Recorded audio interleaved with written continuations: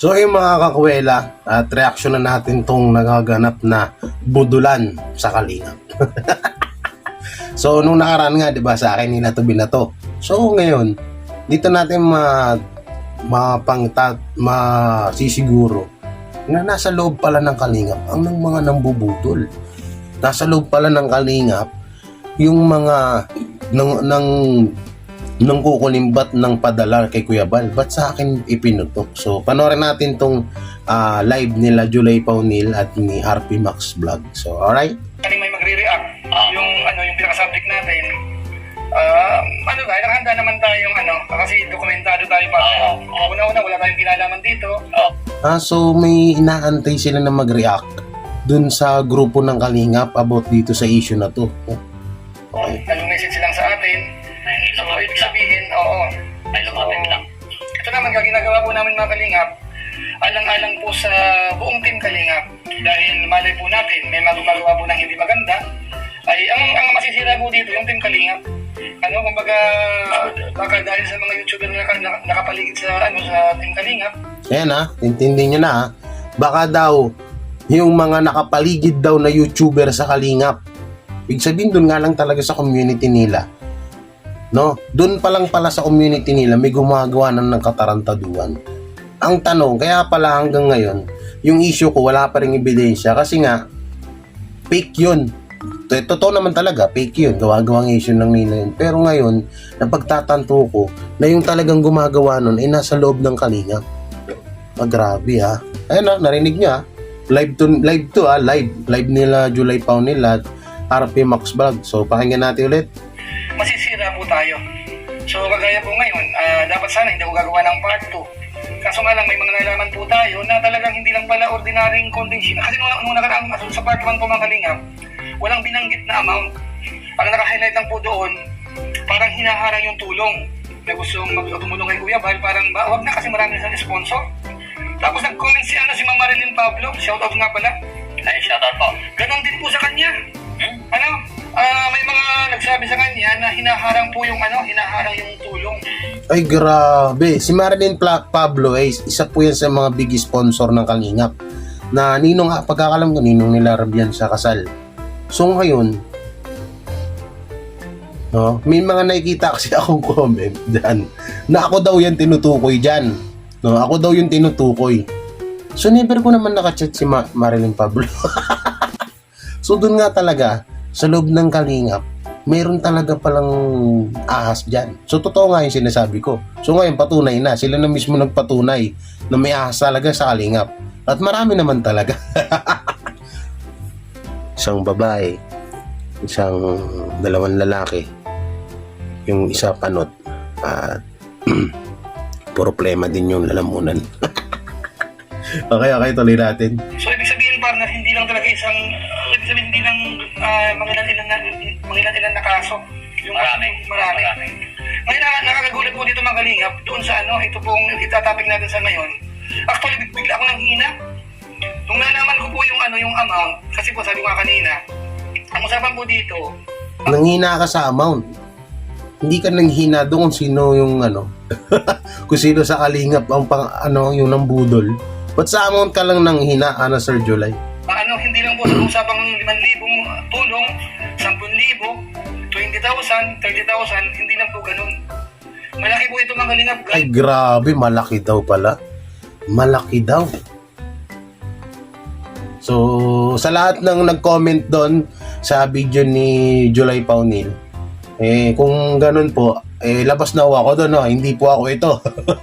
Sa akin nga na naman binabato sige, panood natin. Isang sponsor, 1 year na po ang nakalipas.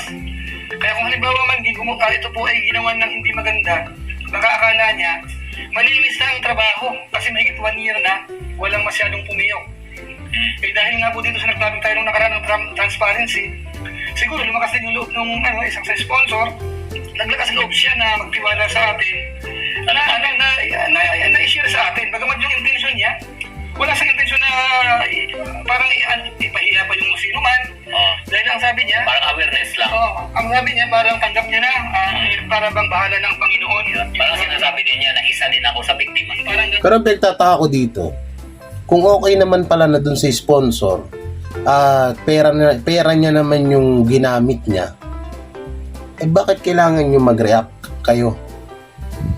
Bakit kailangan mag-react ng Kalingap community? Ay pera naman po ng sponsor yun. Kakasabi lang ni Sir July na okay naman daw na sa kanya yun kasi lipas na rin.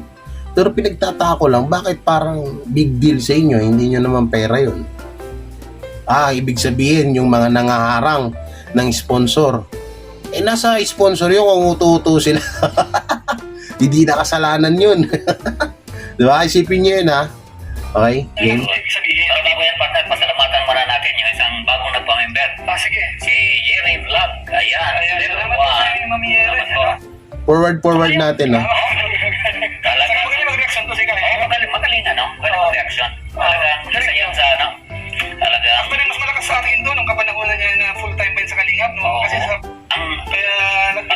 Di ba mga Kalingap, ano? Ito pong dinidiscuss po natin. Doon po sa ibang mga nag-comment na hindi pa po namin nababasa. Siguro po mamaya ng konti. I-check po nyo lang po kapag nagbabasa na po kami para po mabasa namin yung opinion ninyo. Saka hihingan ko po kayo ng opinion dito po sa pag-uusapan natin. Dahil hindi po ito biro-biro mga Kalingap. Hindi po ito biro-biro.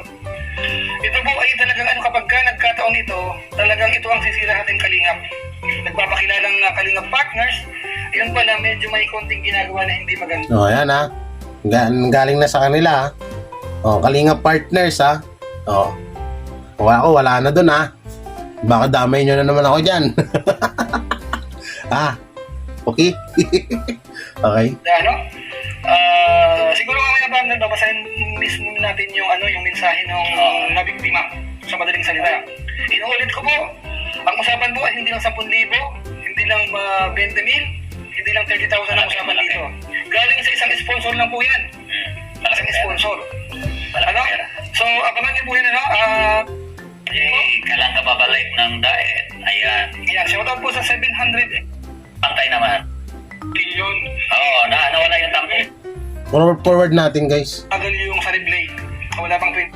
Sigurado yun. Sigurado yun. Oo, na merong naka-intended pala na dapat sa kanya. Hindi niya natatanggap.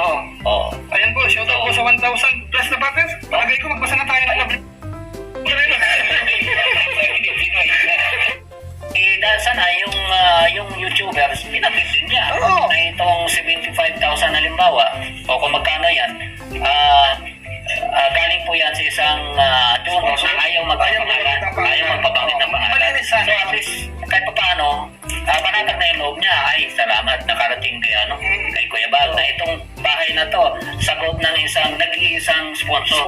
Ayun, 75,000 o 70,000 man yan, o kung magkano. Isang tao lang, ayun. Ayaw magpapangalan, okay na yun, sold na. Pero hanggat wala siyang nakitang ganon, o siyang narinig na ganon, ay manatiling talaga, puzzle yun sa kanya. Mahirap kasi mga Kalingap, mamaya dahil sa mga ginagawang ganyan, yung mga sponsor na dapat tumutulong sa Team Kalingap hanggang ngayon, baka dahil sa kanya, kaya kaya huminto na. Isa din yan, Papa. Di ba? Isa din. Ibig sabihin, nasa community nga. Naku po, kayo na nga lang dyan, nagbubudulan pa kayo. Kasi nung nakaraan mga Kalingap, yung isang love letter na binasa po natin, ang sinasabi po doon, yung pagpigil sa kanya, wag na ikang tumulong kay ganito kasi marami ng sponsor yon. Ngayon, asa YouTuber. Bakit natin pipigilan yung mga nagtitiwala sa atin na gustong tumulong kay Kuya Bal, kay Kalingap Rab? Bakit sasabihin natin na wag na kayong tumulong? Marami ng sponsor. So, yun po yung diwa nung nakaraang love letter. So, ang pinaglalaban pala din nila dito, wag pigilan yung mga tao na mag-sponsor kay Kuya Bal. So, para naman sa akin, bilang ako yung may-ari ng pera at pinagpaguran ko yun, kahit sinong tao, hindi mo pwedeng harangin. Parang imposible kasi, no? Kung isipin mo, isang sponsor, katulad ko, sponsor ako. Sarili kong pera. Sarili kong pera yung yung ibibigay ko kay Kuya Bal. Ba't ako magpapaniwala sa ibang tao? Ba't ako magpapaniwala na, wag mo na i-sponsoran si Kuya Bal, maraming sponsor yan. Ba't ako magpapaniwala dun? Ako yung may-ari ng pera. Ako, pinaghirapan ko yan. Sino ka ba para paniwalaan kita? Diba? Kung isipin nyo, Yun yung inano ko dito eh. Ba't parang naging, ba't ganun? Nakapagtaka lang. So, okay, panoorin na pa natin. Anong nakaraan? Okay. Ngayon dito naman sa isa, malaking pera na to, partner. Malaking pera. Malaking pera.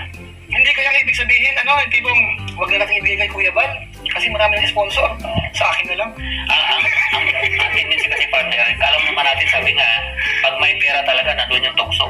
So, hindi natin maiwasan talaga na matutokso hanggat hindi ka transparent. Kaya, sumatotal talaga ng dahil sa transparency. Babalik tayo talaga sa topic natin. Hindi talaga pupunta ng Ngayon, partner, inisip ko naman, hindi naman kaya nagkipit lang talaga yung tao.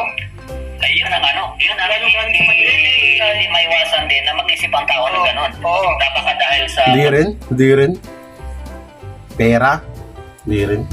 Pero kung depende na lang kung yung mga nasa mindset nyo, yung kasunod nila Sir July, Sir RP Max, kung yung mga mindset nyo na porket gipit, kailangan kumapit sa pataling gano'n,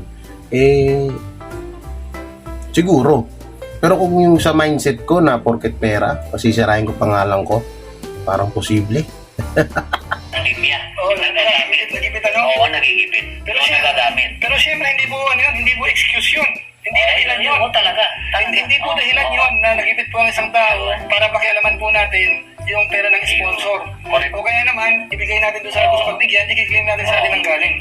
So hindi po tama yun. Diba? O kung talagang gipit na gipit, pwede namang sabihin na ito lang mo nang ibigay ko. O at least aware ang sponsor. Alam ng sponsor. Sabihin, sige, instead na 70 yan, o kung magkano man yan, almost 100, 60 lang ang iabot mo kay Kuya Bal. Gamitin mo na yung 20, 30, o magkano dyan. Diba? May kasunduan na nawa ang sponsor dahil sa pandemya.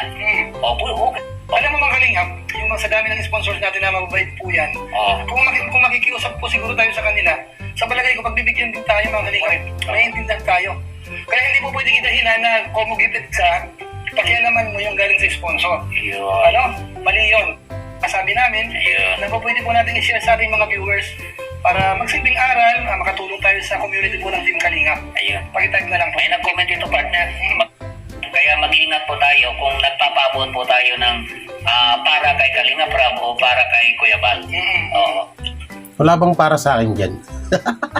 Kung hindi rin lang sigurado kung saan nyo i-channel, i-diretso nyo na. Diba? Mas mabuti i-diretso nyo na. Para siguradong makarating. Okay. Kung hindi kayo sigurado doon, kung kanino nyo idadaan. So, gano'n lang po. Ito sabi ni JP Alipi Vlog. Ako Kuya July, pinaprint ko na. Kaya hindi tayo magtitiwalaan niya. Ayun. Ayan. Ay, sabi ni... Basta sabihin, mangulimbat. Ayun. Ganun po tayo mga kalingap. Hindi tayo gumagawa-gawa ng invento para makapanirapan lamang Hindi po ito pang views, guys. Hindi ito pang views lang. Kung natapat man po na 1,600 tayo, mahigit, ay natapat lang po siguro yan. Nataon lang na wala kami kasabay. Oo. Masasabi na lang natin, salamat na lang po sa mga Salamat sa mga viewers natin. Ito partner, may comment si Joseph Tenorio, kapatid. Joseph Tenorio Vlog, shoutout po. Desidido talaga siya. Sabi niya, pag di nyo pinangalanan, yan parang protektado nyo pa yan. Kayo na ang umpisa, tapusin nyo na. No, tama, dapat. Okay, totoo yun, sinabi ni Joseph Tenorio. Totoo yun guys, kasi kailangan nilang pangalanan nyo kasi inumpisahan na nila eh. No, so kung sino man dun sa loob ng Kalingap community yung nanggaganyan, mahirap yan. Mahirap nga naman yan, no? Tapos mamaya sa akin na naman mabaling, no? Ay, sa akin na naman mabaling. Paktay na naman si J. Guevara nito. Kapag ng ngalanan natin to, Masira na talaga. sigurado, halimbawa ngayon medyo sira. Magiging pagpistahan ng kabila. Medyo sira na daw. Nadulas na si Sir July eh. Medyo sira na daw. Sino kaya to? Wala na yan. Hindi na makakabangon yan. Matigalin na magkano, ayaw naman po natin ng gano'n. Bibigyan natin ng chance. Saka maging biblical po tayo mga kalingap. Diba may sinasabi na panahon na magsasaysay. Antayin po natin yung tamang panahon para po dyan. Kasi wala pong mga lihim na hindi rin nabubunyan. So antayin lang po natin yung tamang panahon. Totoo yan. Kung hindi po siya magbabago. So ganun po ang masasabi ko lang po dyan mga kalingap. Ang ano lang po natin dito, parang pinaka-dinadrive po natin gaano kahalaga ang pagiging transparent. para maiwasan yung tulad ng mga ganito na mga nagbi-visit sa amin na may mga na-encounter na ganitong problema. So, para maiwasan, magiging transparent sana ang lahat ng mga transaksyon basta involving sa ganito. Mga nanggagaling sa sponsor na ano. Di, mas maganda nga. Shoutout kay Ma'am Di, para sa akin, mas maganda pangalanan nila to. Motelli, no? Nandito po siya. Ayan, po sa shout out inyo. po, ma'am. Ayun. O, Jim Motelli, nandyan. Di ba, ano yung nang inisyu nyo na laban bawi? Di ba siya yun? Tama ba ako? Comment nyo nga dyan ko siya yun. Natandaan ko lang. Mata, nandito. Daidilio. Ayan, ano ba sa Kuya Rans TV, ayan. Kuya Rans, shout out. Obvious, gawan ko ng reaction yan. Ayan. David Mark. Ayun, gawan mo. In overview, sponsors should know the map. Sa kanila mga sponsors, mag-iingat po tayo. Yun. So, ano po? Ngayon pa, may time pa ba tayo? Para yung isang letter, basahin ko ba? Ay, meron pa ba niyan? Meron pa. O, sige. Ayaw na yata ng mga viewers natin. Ha? Baka ayaw na ng mga viewers natin kasi Yung second love letter, second ano yun? Second victim, third victim. iba ang tinutukoy niya. Iba ang tinutukoy niya. Siya pa rin. Yung live na Ito, pakinggan nyo ah. Ibig sabihin, iba-ibang tao to. natin, at saka yung binasa ko kanina, isang tao lang yun. Yun. Isang tao lang. Kaya kasi diba sabi ni Madam, ni Sir, kinabahan siya nung binanggit ko doon sa live natin nung nakaraan. Okay. Kaya nagpusisa siya, sino ba ikayan? So nung era namin, siya na yun. Kaya tama yung kaba niya. Yung pakiramdam niya, siya nga talaga yun. Siya yun.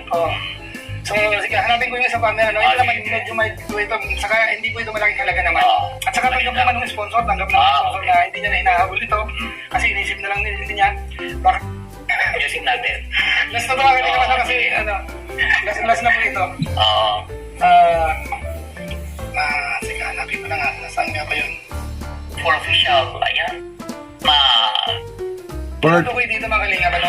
Forward lang natin. Nating, hindi na po doon sa pinakasabing natin nung nakaraan sa saka yung kanina. Magkaiba na daw, magkaiba na. Ito. Hindi po natin papangalanan yung nagpadala rin po nito. Pero ano po ito, solid supporter, solid sponsor po ito ng Team Kalingap. May mensahe si Joseph, hindi talaga papa. Ay, sige. Sige, ito po. Dear Email July, meron din po akong na-experience na ganyan. Ayun. Nagbigay po ako ng 10,000 para sa feeding. Binigay ko po ang pera, tapos walang feeding na nangyari. Ang pangit dito, itong YouTuber na ito, malapit kina Kuya Bang. Kilala ko yun. Kilala ko yun. July 18 ko pong pinadala ang pera, pero wala po akong nakita na feeding na ginawa. I just let it go, o siguro kailangan ang pera, hindi na ako nag-question. Nabanggit ko po ito dahil sa topic nyo ngayon. Yan yung topic natin ng nakaraan. Sorry po, late ako. So yun po, hindi ko na po masyadong anuhin po yung ibang sinasabi niya. So, hindi ko na rin tatapusin yung live nyo. So, yun nga, no? So, nasa loob lang pala ng Kalingap community yung ahas.